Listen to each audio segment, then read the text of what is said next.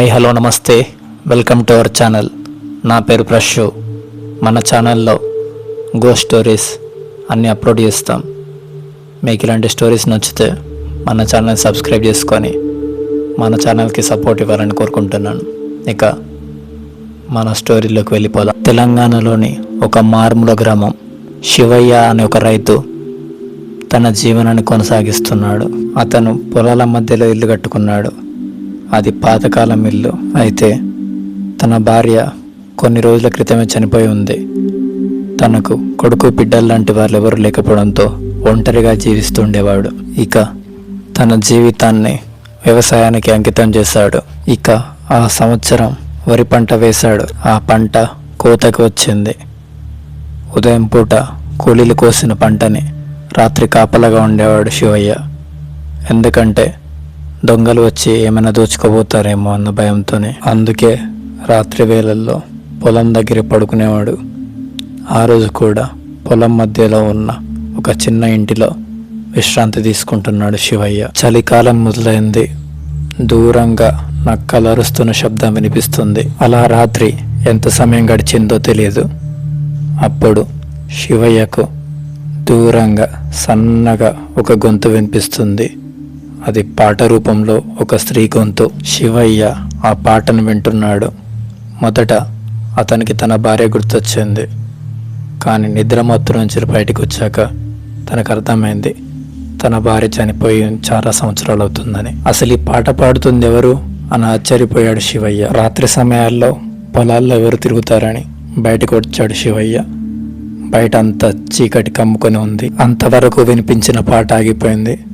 బయట అంత చల్లగా ఉంది. చెట్లు గుసగుసలాడుతున్నాయి. శివయ్య కంగారు మొదలైంది. తన గదిలోకి వెళ్ళి పడుకుందామని చూశాడు. బహుశా ఇది నా భ్రమ అయి ఉంటుంది అని నిద్రలోకి జారుకున్నాడు. కానీ ఆ పాట మళ్ళీ మొదలైంది. ఈసారి ఆ పాట గట్టిగా దగ్గరగా వినిపిస్తుంది. ఒక్కసారిగా లేచి కూర్చున్నాడు. ఎవరక్కడా అని గట్టిగా అరిచాడు. ఆ పాట ఆగిపోయింది. కానీ ఆ పాట స్థానంలో ఒక ఆడ గొంతుతో నవ్వు వినిపించింది. భయపడుతూనే తన దగ్గర ఉన్న లాంతర్ తీసుకొని ఒక కర్ర పట్టుకొని బయటకు వచ్చాడు. ఎవరెక్కడా? ఎవరున్నారు? ఇది నా పొలం. మీరేం చేస్తున్నారు ఎక్కడా అని అడిగాడు. కానీ అవతల వైపు నుంచి ఎలాంటి శబ్దం వినిపించడం లేదు. ఆకాశంలో చంద్రుడు కూడా లేడు. చుట్టూ అంతా చీకటి. ఆ లాంతర్ చూపిస్తూ నాలుగు వైపులా చూశాడు. కానీ ఎక్కడెవరు కనిపించలేదు. ఆ నవ్వు, ఆ పాట ఎక్కడి నుంచి వచ్చిందో అర్థం కాలేదు. ఇదంతా నా భ్రమ ఉంటుంది. అందుకే ఇలా అనవసరంగా నేనే ఎక్కువ ఆలోచిస్తున్నాను. ఇక్కడ ఏమీ లేదు. ఇదంతా నా భ్రమ ఉంటుంది అని తన గుడిసెలకు తిరిగి వస్తున్నాడు. ఉన్నట్టుండి దూరంగా ఒక నీలికాంతి కనిపించింది. తన గుండెలో భయం మొదలైంది. ఎవరో దొంగలు తిరుగుతున్నారనుకున్నాడు. ఆ నీలి రంగు ఉన్న సైడు లాంతర పట్టుకొని ఎవరెక్కడా? ఎవరు అని పరుగులు తీశాడు. శివయ్య పరుగులు తీయడం చూసి ఆ నీలికాంతి కూడా పరుగులు తీయడం మొదలుపెట్టింది. కొద్ది క్షణాల్లోనే అది మాయమైపోయింది. ఇప్పుడు శివయ్యకి ఇంకా భయం మొదలైంది. శివయ్య అయోమయంలో పడ్డాడు. ఇదేంటో అర్థం కావట్లేదు. ఈ ప్రాంతంలో ఇలాంటి సంఘటనలు ఎప్పుడు జరగలేదు. అతనికి కొంచెం తేడాగా అనిపించింది. గబగబా తన గుడిసె వైపు నడవడం స్టార్ట్ చేశాడు. గుమ్మం దగ్గర నిలబడి అటు ఇటు చూశాడు. చుట్టూ చెట్లు, వరి పంట తప్ప ఏమీ కనిపించడం లేదు. కానీ ఒక్క అనుమానం మొదలైంది శివయ్యకి. తన గ్రామంలో చెప్పుకునే కదా రాత్రి వేళల్లో పొలాల్లో దొరికే శంకిని పిశాచి గురించి. అందమైన స్త్రీ రూపంలో వచ్చి రైతులను మభ్యపెట్టి వాళ్ళ ప్రాణాలను తీసుకుంటుంది. దాని గురించి ఆలోచిస్తూనే శివయ్య లోపలికి వెళ్ళిపోయాడు. ఇక నిద్రపోవడానికి సిద్ధమయ్యాడు. కానీ అప్పుడే ఆ పొలాల్లో ఆ నీలికాంతి మళ్ళీ మొదలైంది. ఇప్పుడు శివయ్య పడుకున్న తన గుడిసె దగ్గరికి వచ్చి చుట్టూ తిరుగుతూ ఉంది. కానీ అతనికి మాత్రం ఏమీ కనిపించడం లేదు. ఆ కాంతితో పాటు ఒక అందమైన స్త్రీ గుడిసె చుట్టూ తిరుగుతూ, ఆమె కళ్ళల్లో ఏదో కాంతి. అప్పుడే ఆమె మొదలుపెట్టింది మాట్లాడడం. శివయ్య, శివయ్య. కానీ అతను నిద్ర లేవడం లేదు. మేలుకో, నేను నీకోసమే వచ్చాను అని మళ్ళీ పిలిచింది. కానీ శివయ్య మాత్రం నిద్ర లేవడం లేదు. అలా చాలాసేపటి నుంచి పిలవడంతో శివయ్యకు మేలుకు వచ్చింది. మెల్లగా ఆ గుడిసె కిటికీ దగ్గరికి వెళ్ళాడు. దాని నుంచి బయటకు తొంగి చూశాడు. అంతే, అక్కడ నీలిరంగు చీరలో ఒక ఆవిడ నిల్చొని ఉంది. చుట్టూ మేలుకో శివయ్య, మేలుకో, నీకోసమే వచ్చాను అని అంటుంది. అంతే, గుండె ఆగినంత పనైంది. వెంటనే కిటికీ మూసేసి దుప్పెట కప్పుకొని పడుకున్న. బయట మాత్రం శివయ్య శివయ్య అనే శబ్దం వినిపిస్తూనే ఉంది. కానీ ఈసారి మాత్రం శివయ్య కళ్ళు తెరవలేదు. భయంగానే ఆ రాత్రంతా గడిపాడు. ఇక మరుసటి రోజు ఉదయం కొంచెం ఆందోళనగా లేచాడు. రాత్రి జరిగిన సంఘటన గురించి ఆలోచిస్తే కొంచెం ఆందోళనగా ఉంది. తలకాయ కూడా బయటకు వచ్చి చూస్తే అంతా మామూలుగానే కనిపిస్తున్నాయి. అసలు ఎంత కళ నిజమా అర్థం కాలేదు శివయ్యకి. పొలంలోకి అడుగుపెట్టాడు. రాత్రి నీలి ఆకారం కనిపించిన వైపు చూశాడు, ఏమైనా కనిపిస్తుందేమో అని. కానీ రాత్రి కనిపించింది ఇప్పుడు ఇలా కనిపిస్తుంది. అయినా నేను రాత్రి నిద్రపోతుంటే నా చుట్టూ ఎలా తిరుగుతుంది? ఒకవేళ నిద్రలోనే కల వచ్చి ఉంటుందా? లేదు, కల అయితే కాదు. ఒకవేళ కల అయితే నేను కిటికీ నుంచి బయటికి చూడడం నిజం కదా. అసలేం అర్థం కావట్లేదు అని నడుచుకుంటూ కొంచెం ముందుకు వెళ్ళాడు. అప్పుడే కొద్దిగా దూరం వెళ్ళిన శివయ్యకు తాను నడుస్తున్న పొలం గట్టుపైనే ఏదో మెరుస్తున్న కాంతి కనిపించింది. ఆ కాంతిని శివయ్య కళ్ళు తట్టుకోలేకపోయాయి.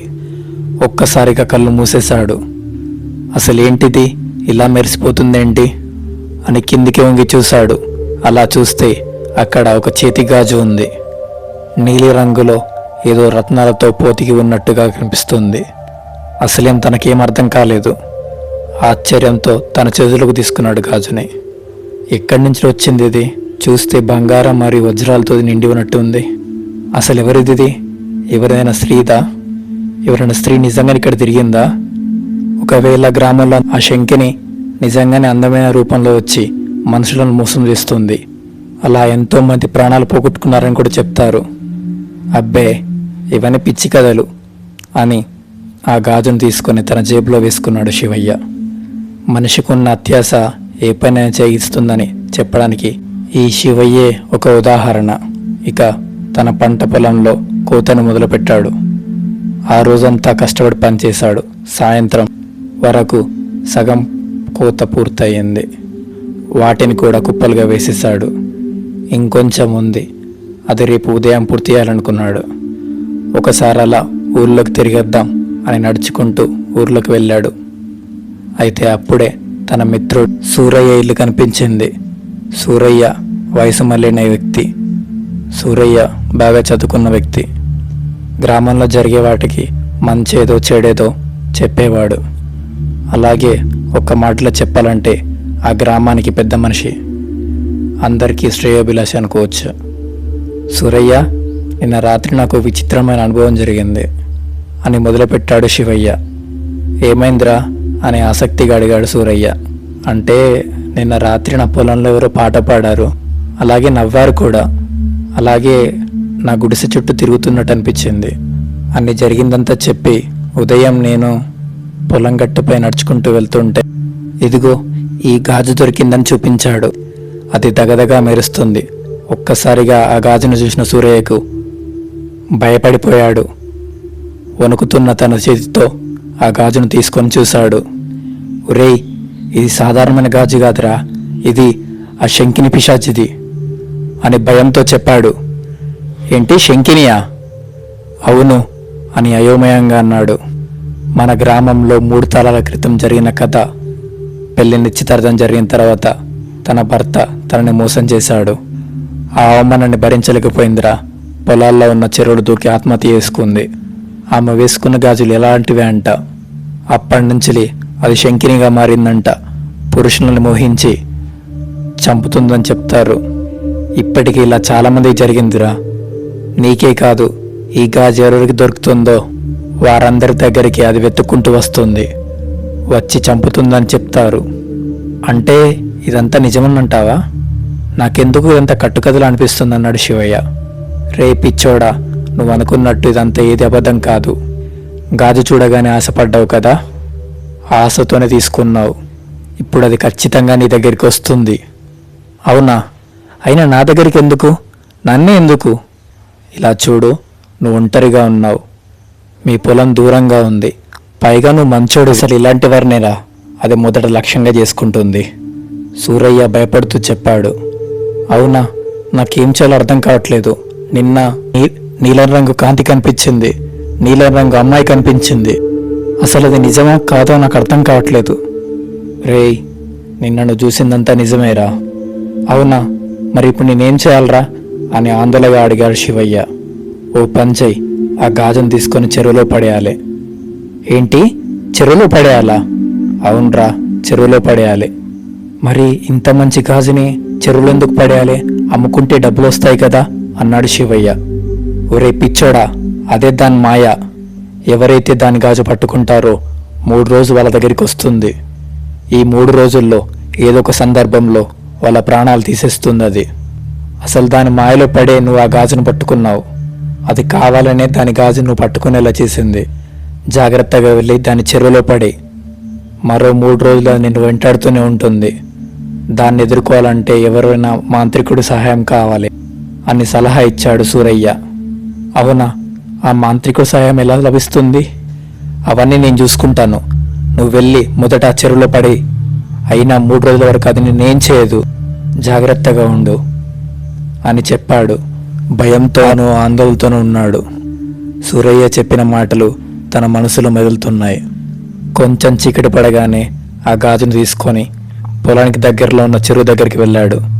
అప్పటికి చెరువులో నీళ్ళంతా నిశ్శబ్దంగా ఉన్నాయి. ఇక ఆ గాజును చెరువులో విసిరేయడానికి సిద్ధంగా ఉన్నాడు. ఇక దూరంగా ఆ పాట మళ్ళీ వినిపించింది. శివయ్య శరీరం గడ్డ కట్టుకుపోయింది, గుండె వేగంగా కొట్టుకుంటుంది. శివయ్య, ఆ గాజు నాది, నాకివ్వు అని మృదువైన గొంతు వినిపించింది. అంతే అంతే అక్కడ ఒక అందమైన స్త్రీ నిల్చొని ఉంది. నీలిరంగు చీర, పొడవాటి జుట్టు, అందమైన ముఖం. కాళ్ళు మాత్రం కనిపించడం లేదు, కొంచెం గాల్లో తేలినట్టు అనిపిస్తుంది. ఆమె కళ్ళు కూడా నీలిరంగులో మెరుస్తున్నాయి. నువ్వెవరు అని భయంగా అడిగాడు శివయ్య. మెల్లగా ముందుకు అడుగులు వేస్తూ, నేనా, నా పేరు విజయశాంతి, నా గాజు నాదే, అది నాకే ఇవ్వాలి అని చిరునవ్వుతో చెప్పింది. అతని వైపు నడుచుకుంటూ వస్తుంది. అప్పటికే భయపడిపోయిన శివయ్యకి ఆ గాజుని చెరువులోకి విసిరేశాడు. అదిగో నీ గాజు అక్కడ అని గట్టిగా అరిచాడు.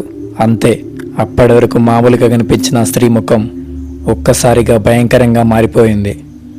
ఆమె దృష్టి అంతా క్రోధంతో నిండిపోయింది. ఆమె చేతులు పొడవుగా మారాయి, గోర్లు పెరిగాయి. నువ్వు దాన్ని నాశనం చేశావు, ఇప్పుడు నువ్వు నాకు చెందుతావు అని గట్టిగా కేకలు వేసింది. అంతే, శివయ్య అక్కడి నుంచి పరుగులు తీయడం మొదలుపెట్టాడు. తన పొలం వైపు పరుగులు తీయడం మొదలుపెట్టాడు. వెనుక నుంచి ఆమె నవ్వులు వినిపిస్తున్నాయి. అతను పరిగెత్తుకుంటూ వెళ్ళి తన గుడిసెలకు చేరుకొని తలుపు గట్టిగా వేసుకున్నాడు. అతను భయంతో వణికిపోతున్నాడు. అప్పుడే సూరయ్య చెప్పిన మాటలు గుర్తొచ్చాయి. సూరయ్యే కాదు, తన పెద్దలు కూడా చెప్పారు ఉప్పుతో గీత గీయాలని. వెంటనే గుడిసెలో ఉన్న ఉప్పును తీసుకొచ్చి తన గుడిసె చుట్టూ ఒక గీత గీశాడు ఉప్పుతో. గుడిసె మధ్యలో కూర్చున్నాడు. ఉప్పు గీతను దాటి దయ్యాలు లోపలికి రావని నమ్మకం. రాత్రంతా ఏం చేయాలో తనకు అర్థం కాలేదు. ఆ రాత్రి ఎలా గడపాలో కూడా తనకు అర్థం కావట్లేదు. భయపడుతూనే ఉన్నాడు. బయట నుంచి విచిత్రమైన శబ్దాలు మొదలయ్యాయి. ఆమె నవ్వు, ఆమె పాట అన్నీ వినిపిస్తున్నాయి. ఆమె గుడిసె చుట్టూ తిరుగుతూ, శివయ్య శివయ్య బయటకు రా, నాతో రా అని పిలుస్తుంది. ఇక రాత్రంతా అలానే గడిచిపోయింది. అంతవరకు భయంతోనే బిక్కు బిక్కుమంటూ బతికిన శివయ్యకి అప్పుడే బయటకు వచ్చాడు. అప్పటికే ఆ శబ్దాలన్నీ ఆగిపోయినట్టున్నాయి. అంతా మామూలుగా అనిపించింది. అయితే కొద్దిగా దూరం ముందుకు నడుచుకుంటూ వెళ్ళేసరికి అక్కడ ఉన్న దృశ్యాన్ని చూసి ఒక్కసారిగా కుప్పకూలిపోయాడు. తన పంటలో సగం వరకు మొత్తం నాశనం చేసినట్టుగా ఉంది. తనకు అర్థమైంది, రాత్రంతా ఆ శంకిని ఇదంతా కాడు చేసిందని. నా పంట అని బాధగా 6 నెలల కష్టం ఒక్క రాత్రిలో పాడైపోయింది. అదే సమయంలో గ్రామాల నుంచి కొంతమంది తన దగ్గరికి వచ్చారు. వాళ్ళతో పాటు సూరయ్య కూడా ఉన్నాడు. అలాగే ఒక మాంత్రికుడు కూడా వచ్చాడు. శివయ్య, నువ్వు బానే ఉన్నావా? ఉప్పు గీత గీసావా అని సూరయ్య అడిగాడు. గీసాను, కాకపోతే నా పంటను మొత్తం ఖరాబ్ చేసింది అది అని దుఃఖంతో చెప్పాడు. అప్పుడే మాంత్రికుడి ముఖం మొత్తం గంభీరంగా మారింది. మీరు చెప్పింది నిజమే, పంటని ఇలా నాశనం చేసిందంటే ఒకవేళ ఇతను బయటకు వచ్చి ఉంటే ఖచ్చితంగా ఏదో ఒకటి చేసే ఉంటుంది. అవును, ఆ గాజును చెరువులో పడేశావా అని అడిగాడు. పడేశాను చెప్పాడు. సరే సరే, 3 రోజులు మాత్రం గడువు ఉంది అని చెప్పాడు అతను. శివయ్య భయపడుతూనే ఇప్పుడు నేనేం చేయాలి అని అడిగాడు. చెప్తాను పద అని వాళ్ళంతా శివయ్యను తీసుకొని ఊర్లోకి వెళ్ళారు. ఆలయంలో ఉన్నటువంటి పవిత్రమైన నీళ్లు, కర్పూరం, పసుపు, అలాగే కుంకుమ ఇటువంటి వస్తువులు తీసుకొని అందులో ఒక రాగిరేకు పెట్టి మాంత్రికుడు పూజలు స్టార్ట్ చేశాడు. తరువాత ఒక లోహపు తాయెత్తును తయారు చేసి శివయ్య మెడలో వేశాడు. ఈ తాయెత్తున్నంత కాలం నీకేం కాదు అని రక్షణ ఇచ్చాడు. కానీ పూర్తి రక్షణ అయితే కాదు. రాత్రి వేళల్లో అసలు పొలంలోకి వెళ్ళకు, నువ్వు వీలైతే వేరెక్కడైనా ఉండు అని చెప్పాడు. అప్పుడు సూరయ్య చెప్పాడు, ఎక్కడో ఉండడం ఎందుకురా, మా ఇంట్లోనే ఉండు అని. కానీ నా పంట అని బాధగా అన్నాడు శివయ్య. ముందు నీ ప్రాణం ముఖ్యం.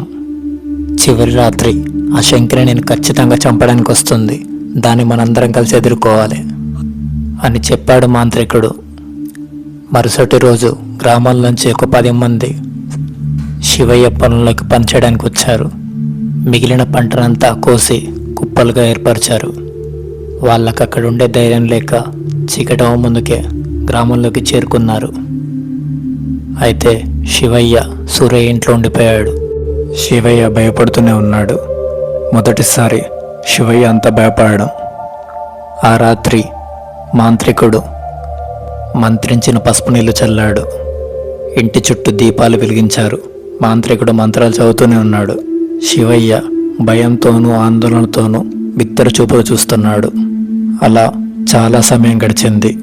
సరిగ్గా అర్ధరాత్రి దాటిన తర్వాత వీధిలో ఒక పాట వినిపించింది.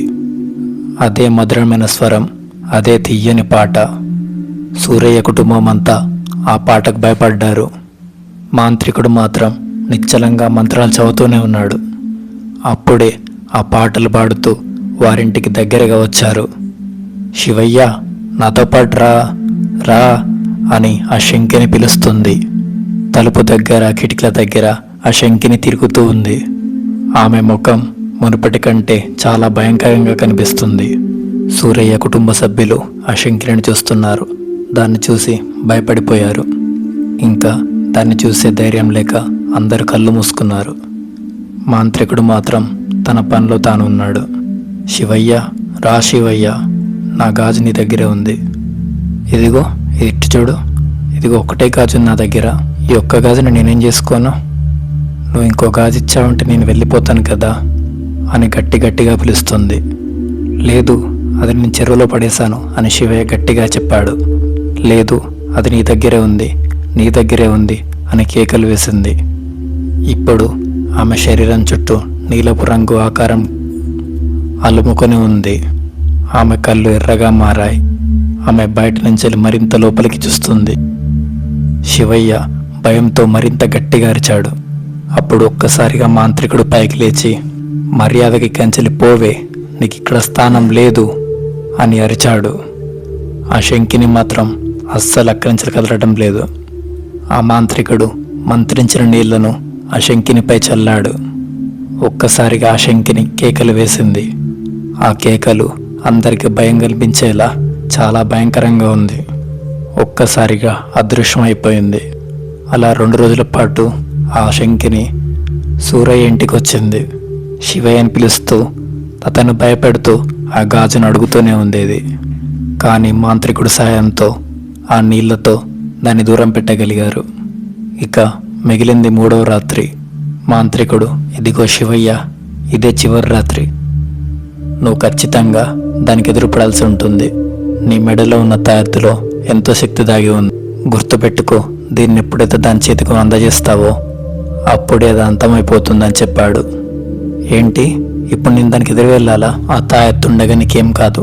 అయినా నీ చుట్టూ మేము ఉంటాం కదా, ఎందుకు నీకంత భయం?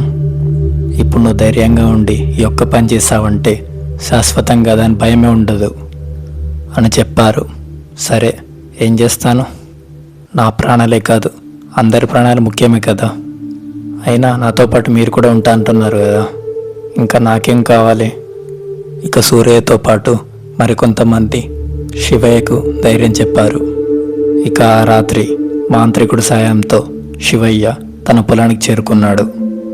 తన వెంటే మిగతా వాళ్ళు కూడా నడుచుకుంటూ వచ్చారు. నిజానికి ఆ రోజు శివయ్య బయటికి రాకూడదు. ఆ 3వ రోజు ఆ శంకిని అంతం చేయగలిగితే ఇక జీవితంలో ఎవరికి ఎలాంటి అపాయం జరగదు అని సూరయ్య, మాంత్రికుడు అందరు కాచుకొని కూర్చున్నారు. శివయ్య ధైర్యంగా నడుచుకుంటూ చెరువుగట్టుకు కొద్దిగా దగ్గరికి చేరుకున్నాడు. అప్పుడు మాంత్రికుడు చెప్పినట్టుగానే, శంకిని, నేను నీకోసం వచ్చాను, నీ గాజు ఇవ్వడానికి వచ్చాను అని గట్టిగా అరిచాడు. అప్పుడు తన చుట్టూ విపరీతంగా గాలి వీయడం మొదలుపెట్టింది. అప్పుడే ఒక నీలపు కాంతి ఒక భయంకరమైన రూపంగా మారింది. అది చాలా దగ్గరగా వస్తుంది. ఎంత ధైర్యం రా నీకు? ఇన్ని రోజులు నా నుంచి తప్పించుకున్నావు, ఇప్పుడు చెప్తాను ఈ పని. ముందుకు నడుచుకుంటూ శివయ్య ముఖంలో ముఖం పెట్టింది. అంతే, దాని ముఖం ఎంతో భయంకరంగా దారుణంగా కనిపిస్తుంది. ఏదో కుళ్ళిపోయిన శవంలా ఉంది దాని ముఖం. దాన్ని చూసి చాలా భయపడిపోయాడు శివయ్య. కానీ శివయ్యను తాకలేకపోతుంది. శివయ్య చుట్టూ తిరుగుతూ, నా గాజెక్కడా, నా గాజెక్కడా అని. నీకు గాజే కదా కావాల్సింది అని ఒక్కసారిగా శివయ్య తన చేయిని చాచాడు. అవునా, నిజంగానే చేతిలో గాజు ఉందా అని అడిగింది. నువ్వు చేయి పట్టు, నీ గాజు నీకు ఇచ్చేస్తాను అని అన్నాడు శివయ్య. ఆశతో ఆ శంకిని చేయి చాచింది. కానీ ఆ ఆశలో మాత్రం యమపాశం ఉంది. ఏ క్షణమైతే తన చేయి పట్టుకుంటాడో ఆ క్షణమే తనను పట్టుకొని చంపాలనుకుంటుంది. అది చేయి చాపిన వెంటనే తన చేతిలో ఉన్న తాయెత్తుని శివయ్య ఆ శంకిని చేతిలో వేశాడు. ఒక్కసారిగా తాయెత్తు తన చేతిలో పడేసరికి ఆ శంకిని అంతా కాలిపోవడం మొదలుపెట్టింది. అది ఆ మంటకు తట్టుకోలేక గట్టిగా అరుస్తుంది. ఆ అరుపులను ఎవరు తట్టుకోలేకపోయారు. ఇక శివయ్య భయంతో గజగజ వణికిపోతున్నాడు. అప్పటికే పొదల చాటన దాక్కున్న మాంత్రికుడు, సూరయ్య పైకి చేరుకున్నారు. వాళ్ళంతా శివయ్య చుట్టూ చేరారు. ఇక మాంత్రికుడు మంత్రాలు చదవడం మొదలుపెట్టాడు. అతను అలా మంత్రాలు చదువుతుంటే ఆ శంకిని మాత్రం ఆపు ఆపు అని అరుస్తుంది. అది అక్కడికక్కడే కాలి బూడిదైపోయింది. మంచి పని చేశావు శివయ్య, నీ వల్ల మా అందరి ప్రాణాలు కూడా కాపాడావు అని ఊరంతా పొగిడారు. శివయ్య వెంటనే సూర్య దగ్గరికి వెళ్ళి, ఇదంతా నీ వల్లే జరిగింది. ఒకవేళ నువ్వే గనుక సాయం చేసి ఉండకపోతే అది ఎప్పుడూ నన్ను చంపేసేది. ఎంతో పెద్ద ప్రమాదం నుంచి బయటపడగలిగాను. ఇక వాళ్ళంతా గ్రామానికి చేరుకున్నారు. సో ఫ్రెండ్స్, విన్నారుగా, ఇలాంటి సంఘటనలు కరెంటు లేని కాలంలో చాలా జరుగుతూ ఉండేవి. అలాంటి సంఘటనలకు ఆధారంగా ఈ సంఘటనను రూపొందించడం జరిగింది. ఇలాంటి సంఘటనలు మీ జీవితంలో ఏమైనా జరిగి ఉంటే కింద ఉన్న నెంబర్కి వాట్సాప్లో హాయ్ అని మెసేజ్ పెట్టండి. ఈ వీడియో మీకు నచ్చినట్టయితే ఈ వీడియోకి ఒక లైక్ చేయండి. ఇలాంటి మరిన్ని వీడియోస్ కోసం మన ఛానల్ని సబ్స్క్రైబ్ చేసుకోండి. మళ్ళీ తర్వాతి వీడియోలో కలుద్దాం. Thank you.